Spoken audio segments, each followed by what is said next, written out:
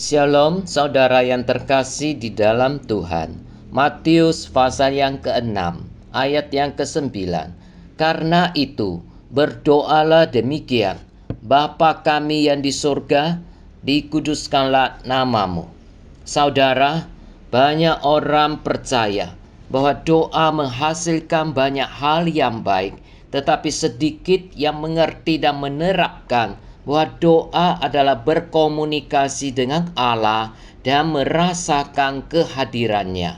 Doa yang benar adalah dimulai dengan penyembahan dan pengucapan syukur kepada Allah, kemudian diikuti dengan permohonan-permohonan. Bapa, kata ini adalah sebutan paling intim antara seorang manusia dengan Allah yang hanya diperuntukkan bagi orang Kristen sejati, bagi anak Allah yang sejati. Tidak ada agama lain yang mengajarkan kebenaran ini. Orang dunia mengatakan bahwa semua manusia adalah anak-anak Tuhan, tapi mereka mengatakan dengan suatu kebencian terhadap Allah di dalam hati mereka.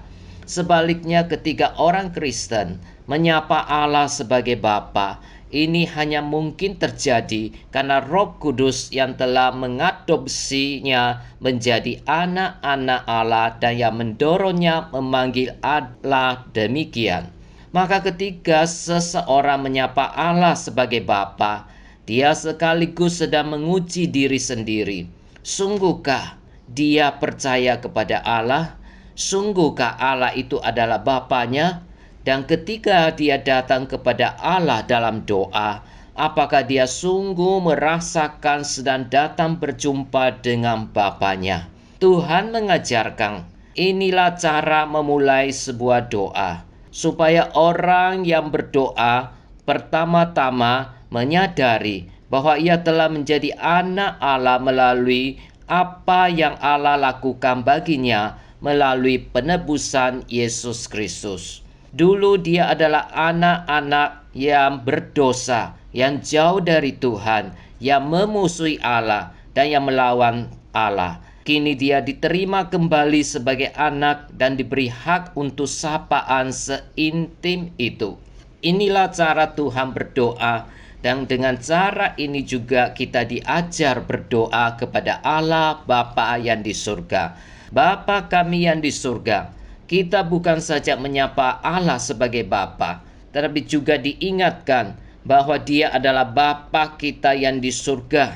Kebenaran ini diajarkan untuk suatu alasan yang kuat. Kita memiliki konsep kebapaan yang begitu miskin dan terbatas, sehingga perlu dikoreksi. Ada banyak orang di dunia ini yang tidak pernah mengenal dan mengalami kebapaan dalam hubungan kasih. Seorang anak yang dibesarkan dalam keluarga yang ayahnya seorang yang kasar tidak akan pernah mampu menghayati nilai relasi bapa anak yang benar. Bahkan seorang bapak yang paling baik tetap memiliki cacat-cacat tertentu, sehingga tidak ada seorang ayah di dunia ini yang boleh dijadikan tolok ukur, tetapi itulah yang ada di dalam konsep setiap orang yang hidup di dunia. Ketika kita menyapa Allah, kita harus membedakan Dia dengan konsep Bapa di dunia.